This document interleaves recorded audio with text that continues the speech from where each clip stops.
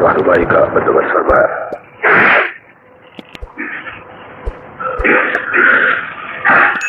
محمد رسول اللہ صلی اللہ علیہ وسلم کی سیرت کے سلسلے میں ہم نے پچھلے 2 خطبات جمعہ میں نبی پاک صلی اللہ علیہ وسلم کی دعوت کا ذکر شروع کیا تھا، اور یہ بات بیان کی تھی کہ رحمت کائنات علیہ الصلوۃ والسلام کی دعوت بھی وہی دعوت تھی جو آپ سے پہلے انبیاء اور رسول اللہ کی تھی، اور وہ دعوت اللہ کی وحدانیت، اللہ کی ذات والا صفات کے بارے میں اس عقیدے کا لوگوں کے دلوں کے اندر راسخ کرنا کہ اس کے سوا موت و حیات کا کوئی مالک نہیں، نفع اور نقصان صرف اس کے قبضہ قدرت اور اختیار میں ہے، اور صرف وہی ہستی اور ذات مبارک ہے کہ جو چاہے کرے، کوئی اس کے ارادوں کے اندر دخل دینے والا نہیں ہے۔ اذا اراد شیئا ان یقول له کن فیکون، جب وہ کسی کام کا ارادہ فرما لیتا ہے تو پلک جھپکنے سے پہلے وہ کام ہو جاتا ہے۔ حضرت محمد الرسول اللہ صلی اللہ علیہ وسلم کو بھی چونکہ یہی کہا گیا تھا کہ قل ما كنت بدعا من الرسل وما ادری ما يفعل بي ولا بكم ان اتبع الا ما يوحى الي، اے میرے محبوب پاک صلی اللہ علیہ وسلم، آپ لوگوں کو کہہ دیجیے کہ میں کوئی نیا پیغام لے کے نہیں آیا، میری دعوت وہی دعوت ہے جو مجھ سے پہلے انبیاء اور رسول اللہ کی تھی، میں اسی پیغام کو دہرانے کے لیے آیا ہوں جس کا اظہار اور اعلان پہلے انبیاء اور رسول فرماتے رہے۔ ما كنت بدعا من الرسل۔ اب ذرا مسئلہ توحید کو سمجھنے کے لیے سب سے بڑی ہستی اور مخلوقات میں سے سب سے بڑے وجود، کونین کے سرتاج، ثقلین کے امام حضرت محمد الرسول اللہ صلی اللہ علیہ وسلم کی ذات والا صفات کی طرف دیکھیے تو اس سے معلوم ہوتا ہے کہ توحید کسے کہتے ہیں۔ حقیقی بات یہ ہے کہ جب تک توحید کی حقیقتوں کو نہ سمجھا جائے، آدمی تب تک اللہ کی وحدانیت کا صحیح معنوں میں قائل نہیں ہو سکتا ہے۔ کل یدعی رسلا للیلا ولیلا لا تقر لهم بذاک، ویسے تو ہر آدمی یہ سمجھتا ہے کہ جس عقیدے کو میں اختیار کیے ہوئے اور اپنائے ہوئے ہوں وہ عقیدہ درست ہے، اور اگر کوئی شخص کسی عقیدے کو درست نہ سمجھتا ہو تو وہ اسے اپنا ہی نہیں سکتا، اسے اختیار ہی نہیں کر سکتا۔ آدمی عقیدے سے ہی عقیدت نکلی ہے، آدمی تبھی کسی عقیدے سے عقیدت رکھتا ہے اور اسے اپنے دل میں بٹھاتا، اسے اپنی دھڑکنوں میں سموتا اور اسے اپنے دل اور دماغ میں محیط کرتا ہے جبکہ وہ اس کی سچائی اور اس کی حقانیت کا قائل ہے۔ اگر اسے معمولی سا بھی شبہ ہو کہ جو اعتقاد میں رکھے ہوئے ہوں اور جس عقیدے کو میں اپنائے ہوئے ہوں اس میں کسی قسم کا نقص اور خامی ہے تو وہ کبھی اسے اختیار نہیں کر سکتا، اسے اپنا نہیں سکتا۔ اس لیے عقائد کو صحیح طور پر درست کرنے کے لیے کلام رب العالمین میں بڑی گہری نظر ڈالنی ضروری ہوتی ہے، اور اسی ساز پر اور کسی کسوٹی پر آدمی کو یہ پرکھنا چاہیے کہ جس والہانہ تعلق کی بنیاد پر میں عقیدے اور فکر کو اپنائے ہوئے ہوں کیا وہ عقیدہ اور فکر قرآن و سنت کے مطابق ہے بھی کہ نہیں ہے۔ اور سب سے بڑی بات جو عقیدہ توحید کے سمجھنے میں انسان کی مبید و معاون ہوتی ہے وہ یہ ہے کہ آدمی یہ سمجھے کہ ساری کائنات کے اندر سب سے بڑی اگر ہستی اور ذات کوئی پیدا ہوئی ہے تو حضرت محمد رسول اللہ صلی اللہ علیہ وسلم کی ذات اور ہستی ہے، اور اگر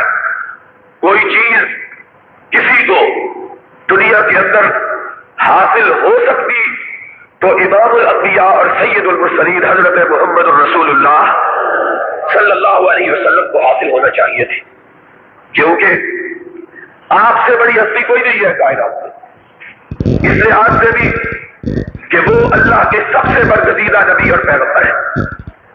اور اس لحاظ سے بھی کہ رب العالمین کی نگاہ میں جو ان کا مقام ہے وہ کسی اور کا مقام نہیں، اور اس لحاظ سے بھی کہ رب العالمین نے انہیں نہ صرف یہ کہ آنے والوں کا امام بنایا ہے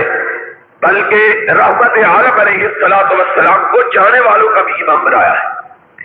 اور یہ اعزاز اور یہ مرتبہ کسی پیغمبر اور نبی کو حاصل نہیں ہوا۔ جتنے پیغمبر اس کائنات میں تشریف لائے ہیں وہ ان لوگوں کے امام تھے جن کی طرف ان کو بھیجا گیا، یا ان لوگوں کے امام تھے جو ان کے بعد آنے والے تھے، لیکن اللہ رب العزت نے جب آمنہ کے لال حضرت محمد الرسول اللہ صلی اللہ علیہ وعلی آلہ واصحابہ وبارک وسلم کے سر اقدس میں تاج نبوت اور رسالت رکھا تو آپ کو نہ صرف یہ کہ موجودی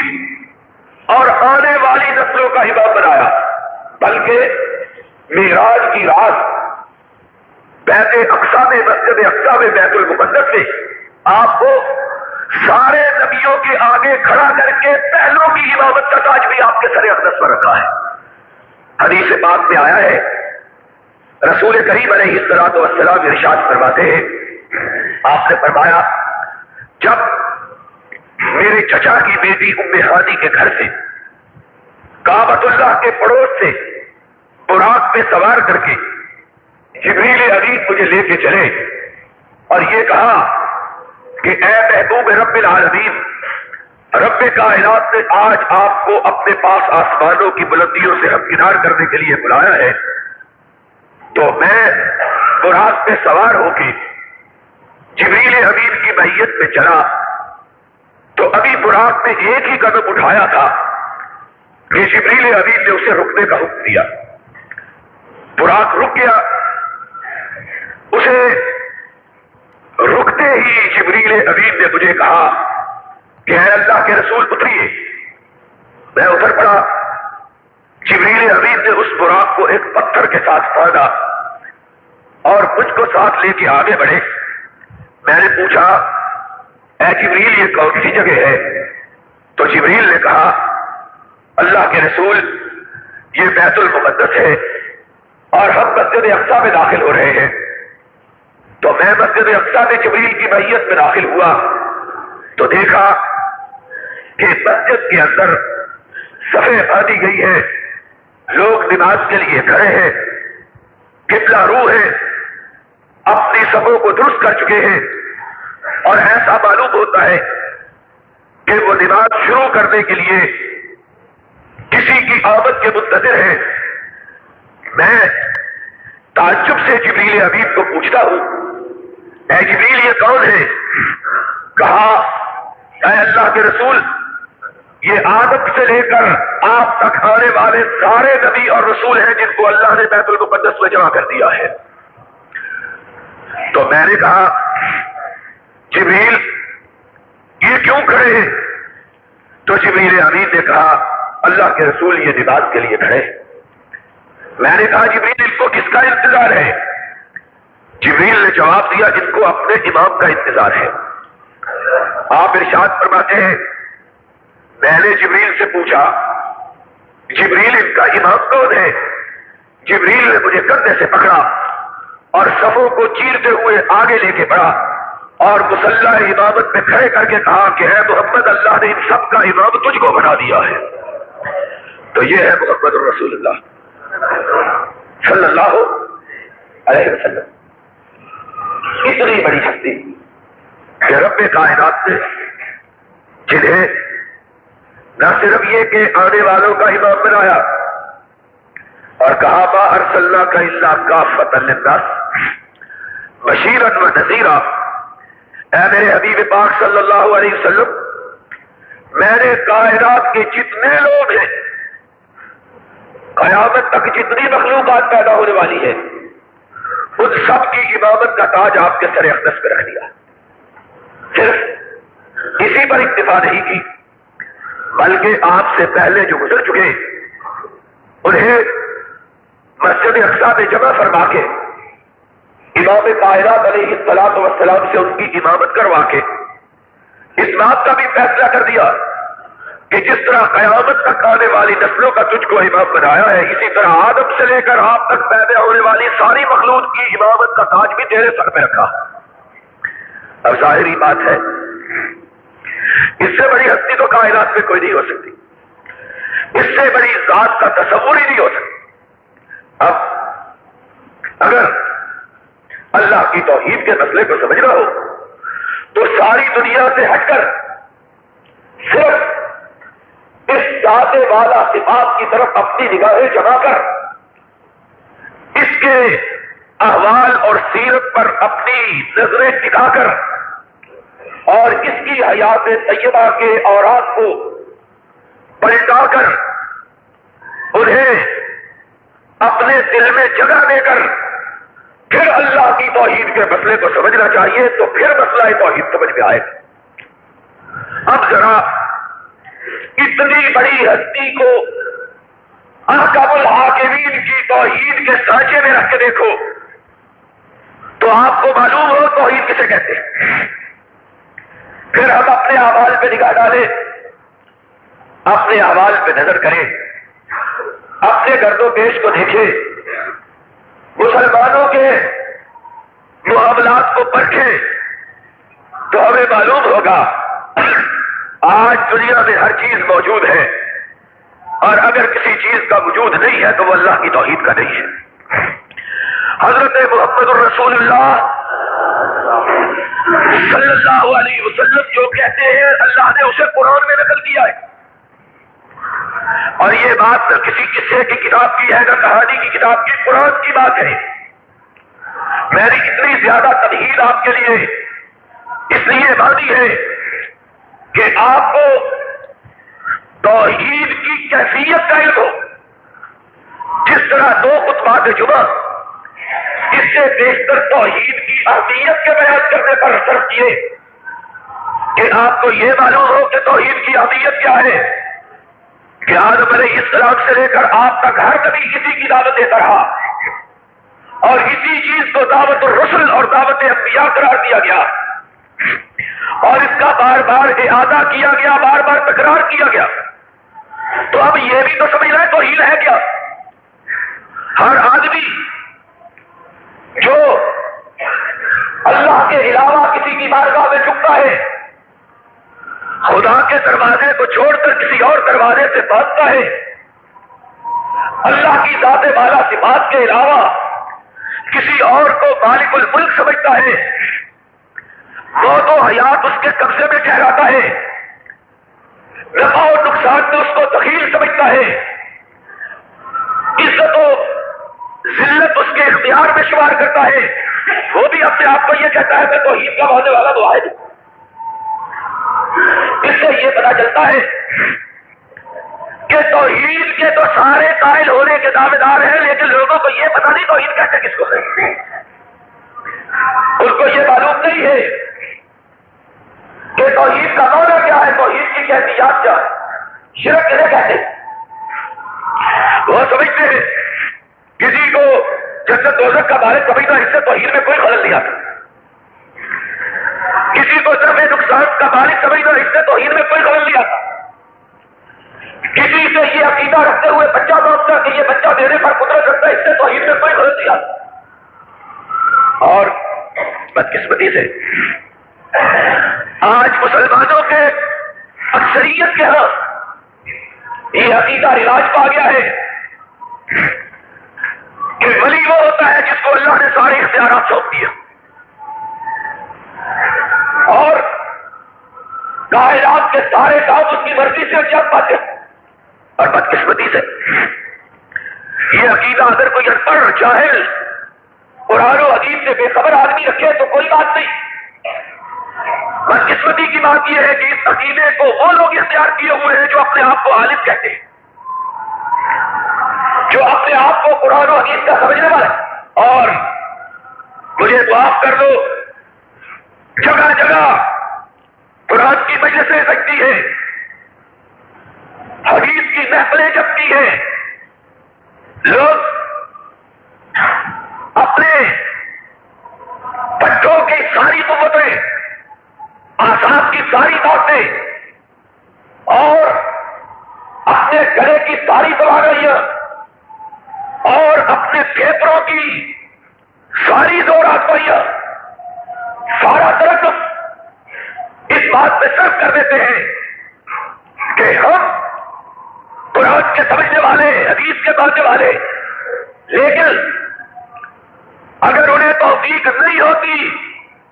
تو مسئلہ توحید کے سمجھانے کی توفیق نہیں ہوتی ہے۔ دنیا جہان کے مسائل بیان کرتے ہیں، توحید کا مسئلہ بیان نہیں کرتے، اور اگر بیان کرتے ہیں تو گول گول بیان کرتے ہیں، یہ نہیں بتلاتے توحید کہتے کس کو ہے۔ توحید کی اہمیت سے تقریر کرتے ہیں، شرک کی مذمت سے تقریر کرتے ہیں، لیکن سامنے بیٹھنے والے بیچارے لوگوں کو علم نہیں ہوتا کہ توحید کہتے ہیں کس کو ہے، شرک کس کو کہتے ہیں، اور تو خود پہلے توحید آج وہ بھی توحید کی حقیقتوں سے بے خبر ہو گئی، پتہ ہی نہیں لوگوں کو توحید کا مفہوم کیا ہے۔ صرف مقصد یہ ہوتا ہے کہ توحید کی بات کریں گے، لوگوں کی پیشانیوں پہ شکنیں پڑ جائیں گی، کچھ لوگ ناراض ہو جائیں گے، کچھ دکانداریاں خطرے میں پڑ جائیں گی، کچھ پیشانیاں شکن آلود ہو جائیں گی، اور لوگوں کے اندر مقبولیت میں کمی آ جائے گی۔ مسئلہ توحید کے سمجھنے کے لیے آدمی کو اسی طرح دنیا اور دنیا والوں سے بے نیاز ہونا چاہیے جس طرح محمد الرسول اللہ صلی اللہ علیہ وسلم نے بے نیاز ہو کے مسئلہ بیان کیا، اور وہی روش اختیار کرنی چاہیے جو امام کائنات علیہ الصلوۃ والسلام نے اختیار کی تھی۔ فَاسْتَعْ بِمَا تُؤْمَرُ وَأَعْرِضْ عَنِ الْمُشْرِكِينَ، توحید کا مسئلہ کھول کھول کے بیان کرو، مشرکوں کی کوئی پرواہ نہ کرو۔ فَإِنْ كَانَ كَبُرَ عَلَيْكَ إِعْرَاضُهُمْ فَإِنِ اسْتَطَعْتَ، اے لوگوں سنو، اللہ اپنے محبوب پاک حضرت محمد الرسول اللہ، توجہ کے ساتھ میری بات کو سنو، خداوند عالم اپنے محبوب پاک صلی اللہ علیہ وسلم کو مخاطبوں کی کہتے ہیں، اگر توحید کا مسئلہ بیان کرتے ہوئے لوگوں کی پیشانیوں پہ پڑی ہوئی شکنیں تجھے ناگوار گزرتی ہے،